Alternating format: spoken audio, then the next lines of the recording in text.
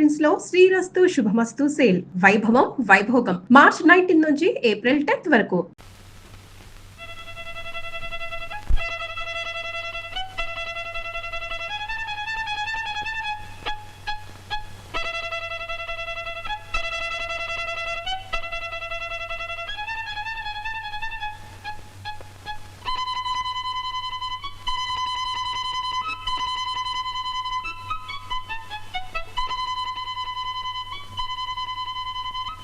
అయ్యో నాన్సీ, చేతులు నొప్పి పెడుతున్నాయి. చాలా చాలు చాలు, అయిపోయింది. బ్యూటిఫుల్. నీ బొమ్మ ఏది? నా బొమ్మ వేసావా? ఏది? ఇదిగో. అది సరి, కానీ నేను ఇంకో మంచి ఐడియా ఇస్తాను. నీ బొమ్మవే. సర్లే, చాలా సార్లు వేశాను. అలా కాదు, నేను నిన్ను వర్ణిస్తాను, అలాగే వెయ్యి. నువ్వు వర్ణిస్తావా? ఎలా? ఎలా? ఏమిటి ఆవు, ఇదా వర్ణన?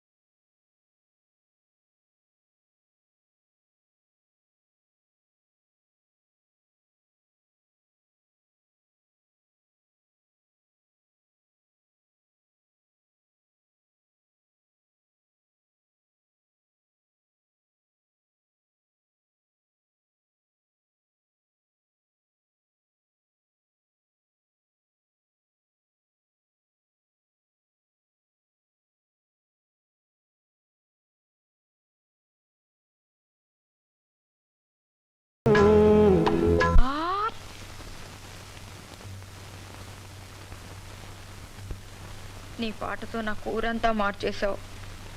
ఒక పాటతోనే ఇలా కూర మాడిపోతే ఒక్కొక్కరు ఎన్ని పాటలు పాడతారు. చాలే వేళకోళం, నాకు ఆకలేస్తుంది. నాకు మాత్రం ఆకలి లేదంటే ఇప్పుడు చంటి వస్తాడు. ఒక పని చేద్దాం. ఏ కోపడకు, హోటల్కి వెళ్దాం. నాన్సీ, ఓ గాడ్, ఏ హోటల్ కొద్దు, ఎక్కడికొద్దు, నేను ఇప్పుడే బజార్కి వెళ్ళేసి వస్తాను. బజార్కి ఎందుకు నాన్సీ? అబ్బా నాన్సీ, చెప్తే నువ్వు కుర్రాడిని హోటల్ పంపించి అక్కడి నుంచి భోజనం తెప్పిస్తాను. హోటల్ కొద్దు, ఏం వద్దు, నేను ఇప్పుడు వెళ్ళి ఫ్రెష్ గా కూరగాయలు తీసుకొస్తాను.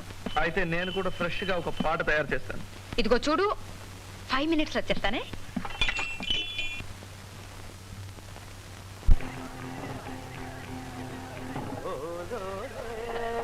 రండి పదమ్మా.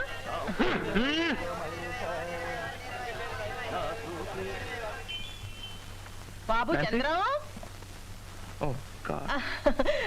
రండి అన్నయ్య గారు రండి. దా అమ్మా దా. ఎంత కమ్మటి వాసన వస్తుందో. కమ్మటి వాసన? వంటోడు కొత్త ఏంది?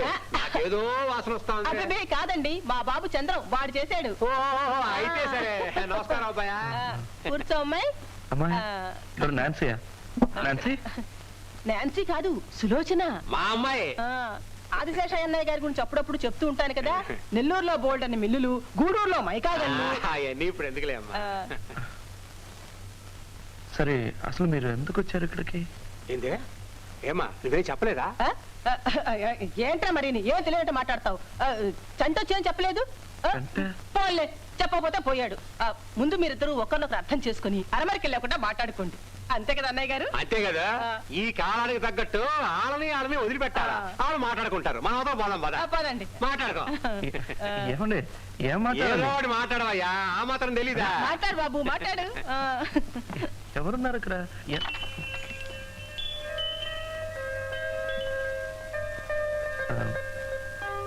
మీరెవరు? సులోచన. ఓ, నేను చంద్రం. అసలు మీరు ఎందుకు?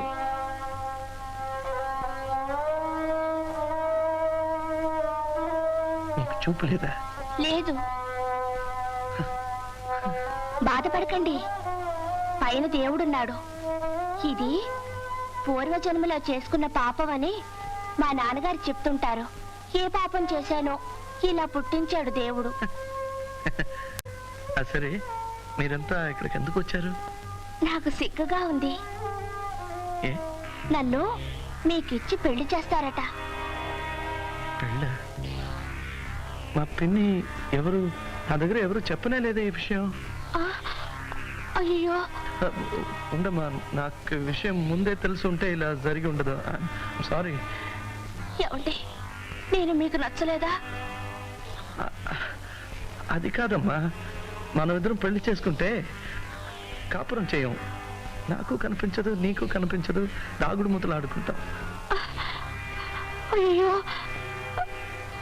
నాకు ఇదంతా చెప్పనే లేదే. తెలుసుంటే నేను ఒప్పుకునేదాన్ని కాదే. నీ వయసు ఎంత? 15.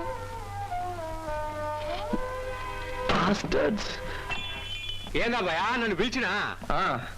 రండి. ఏమండి, మీకు మనసు అంటుందా? ఏం చెల్లమ్మా, ఏదేదో అంటాడు. బాబు చంద్రం, ఏంటమ్మా, ఏమైంది? ఉండు, నీ ఎత్తు కూడా నాకు తెలుసు. ఆదిశేషయ్య గారు, మిమ్మల్ని చూస్తే నాకు జాలేస్తుంది. నో, మీకోసం కాదు. ఇదిగో, ఈ అమ్మాయిని తలుచుకుంటే నిజంగానే జాలేస్తుంది.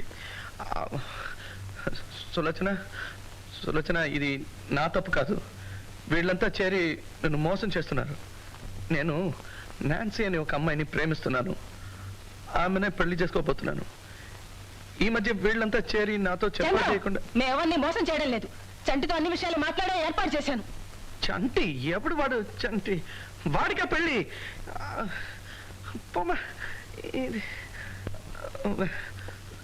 సులోచన, ఇది నా తప్పు కాదమ్మా. అసలు ఈ విషయాలు ఏమి నాకు తెలీదు. నన్ను క్షమించమ్మా. ఈ పెళ్లి జరగదు. ఏంటి చెల్లమ్మా, ఏంటి కదా?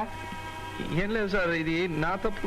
వీళ్ళ తప్పే. నాతో ఏం చెప్పా చేయకుండా ఏర్పాట్లన్నీ చేశారు. సులోచన, నన్ను క్షమించమ్మా. ఈ పెళ్లి జరగదు సార్. దయచేసి సులోచన తీసుకెళ్ళండి.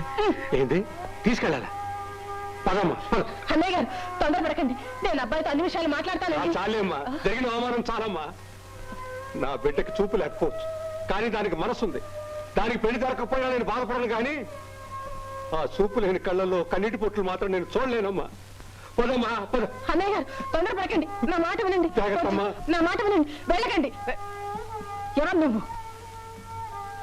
నేను నాన్సీని. నాన్సీ, దీనికంతటికి ఇదే కారణం, చూసారా? నాన్సీ, నాన్సీ, ఆశేష గారు ఒక్క నిమిషం. సులోచన, ఆ? నేను చెప్పానుగా నేను ఒక అమ్మాయిని పెళ్లి చంద్రం! ఊరుకోండు. నేను చెప్పానుగా ఒక అమ్మాయిని ప్రేమిస్తున్నానని, అది ఈ అమ్మాయి. నాన్సీ,